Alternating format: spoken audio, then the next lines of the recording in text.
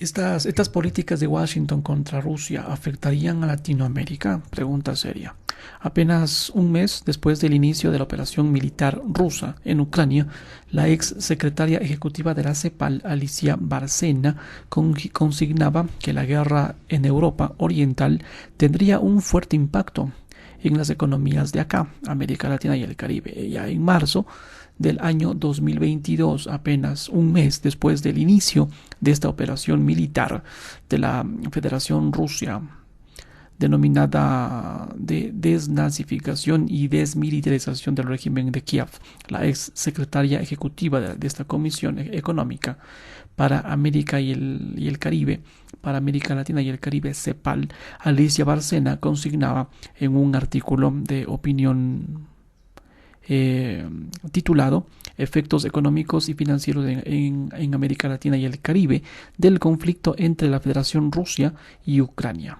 En que la guerra en Europa Oriental tendría un fuerte impacto en las economías de nuestro queridísimo sur continental. Impacto a través de varios canales, por ejemplo, canal comercial con efectos directos e indirectos, canal de precios de las materias primas, incluyendo allí estos términos de intercambio, junto a las dificultades de inflación y finalmente el canal financiero. Las advertencias de la señora en mención Bárcena se basaban fundamentalmente en la apreciación respecto a que el comercio mundial ya se encontraba debilitado. Efectos de la pandemia por COVID, por ejemplo, antes del conflicto, pero en áreas estratégicas se dependía fuertemente de la producción de Rusia y Bielorrusia. Las exportaciones de productos energéticos, por un lado, de la Federación de Rusia, Ucrania y Belarus y Bielorrusia, representan el 12% de las importaciones mundiales.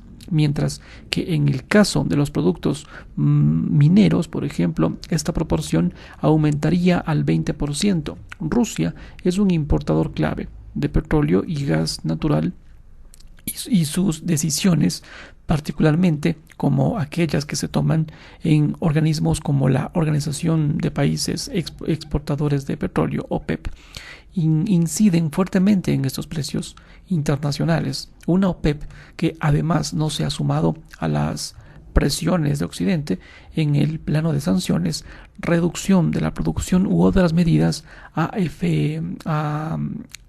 afectar la industria energética de Rusia.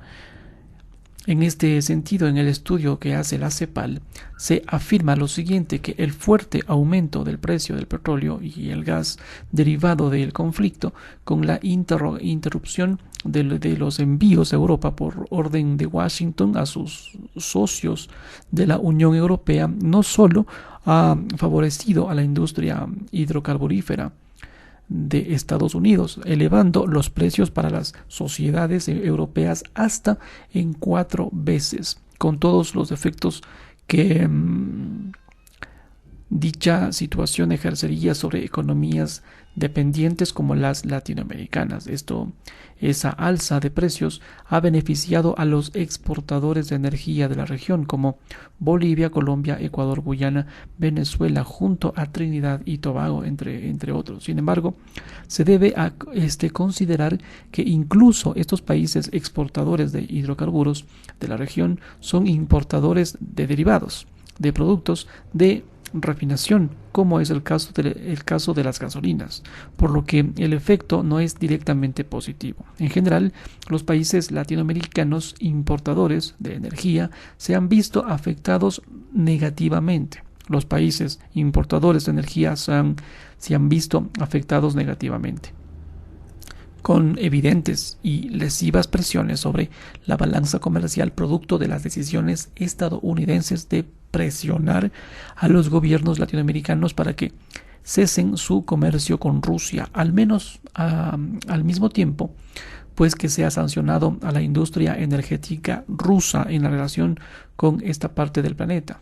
Ante esta alza de los precios internacionales de los combustibles fósiles, los países de Latinoamérica, de la región con escasísimo poder de refinación dependen mucho de la importación de productos y subproductos, tales como gasolinas, gas butano, detergentes, etanol, asfalto, fertilizantes, entre otros, y además se ven obligados a adoptar medidas que permitan evitar o reducir el incremento sostenido de los precios de los combustibles a la sociedad y con ello un alza inflacionaria. Tal es el caso de Chile, por ejemplo, que ha adoptado la modalidad de aumentar los recursos del llamado mecanismo de estabilización de los precios de los combustibles, MEPCO.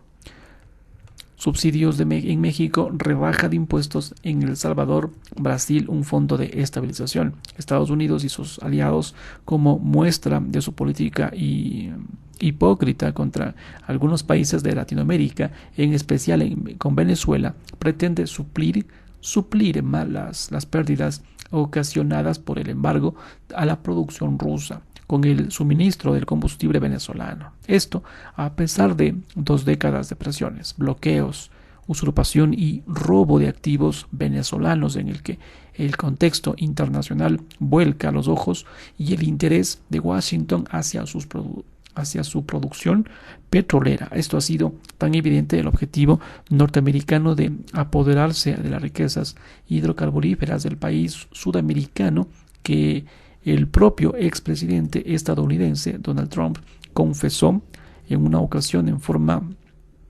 desvergonzada en un mitin político que cuando me fui Venezuela estaba a punto de colapsar. No hubiéramos apoderado de ella o nos hubiéramos apoderado de ella, nos hubiéramos quedado con todo ese petróleo. Revelación sin filtros ni pudor alguno, dada en el marco de críticas al gobierno de Joe Biden por esa magnífica idea de favorecer el comercio de hidrocarburos con el gobierno de Nicolás Maduro, unido a la crisis económica y de combustible en los propios Estados Unidos. Vaya, fuerte. La responsabilidad de Estados Unidos en la crisis económica mundial de esta alza de precios de ellos combustibles y alimentos, unido a la preocupante desaceleración de las exportaciones en que la economía de la región y el mundo se han visto impactadas por una caída de la actividad a raíz de políticas monetarias restrictivas. En otro punto, pero también, y esto es innegable por la incertidumbre frente al conflicto en Ucrania, donde a Estados Unidos y sus cervatillos de la Unión Europea que se han convertido en el patio trasero del siglo XXI de Estados Unidos, que no buscan una resolución pacífica a la contienda, sino que además debilita a Rusia y al mismo tiempo, como objetivo paralelo, impedir, frenar e incluso atacar la política expansiva económica de la República Popular de China.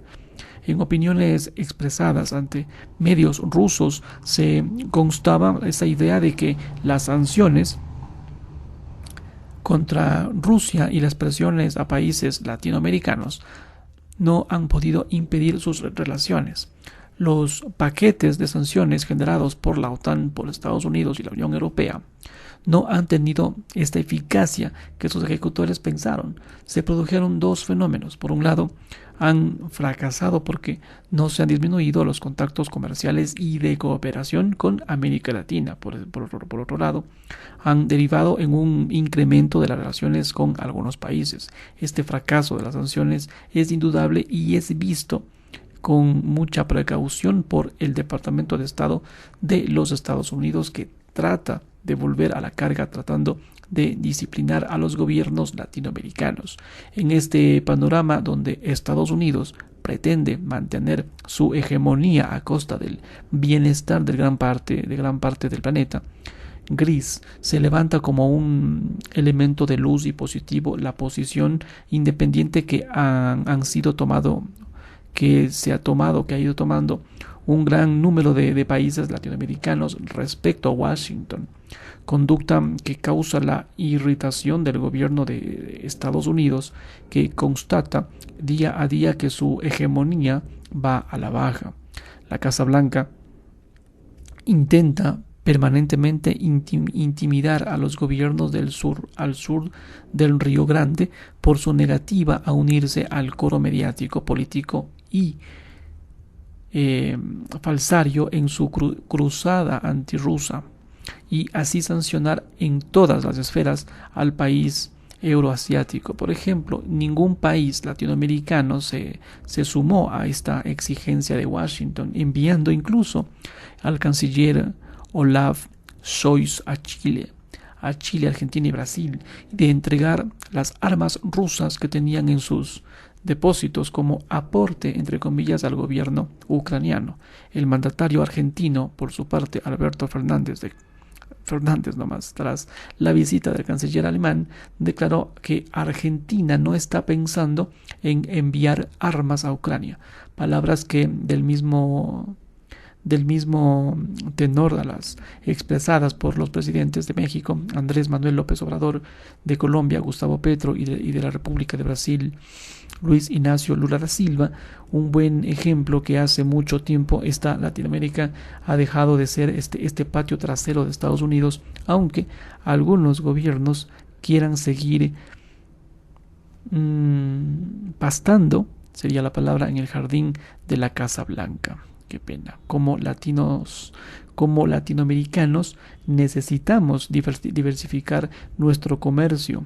Así es, establecer relaciones amplias, deshacerse de este dominio malsano que tanto daño nos ha hecho, expulsar a todo soldado instalado en bases militares a lo largo del continente, y podemos pensar que ya no es un sueño, como suelo sostenerlo, porque esta gran humanidad, esta gran humanidad ha dicho basta, simplemente basta, y se ha echado a andar esta situación, y su marcha de guiarles ya no se detendrá hasta conquistar la verdadera independencia, por la que ya han muerto más de una vez inútilmente. Así es.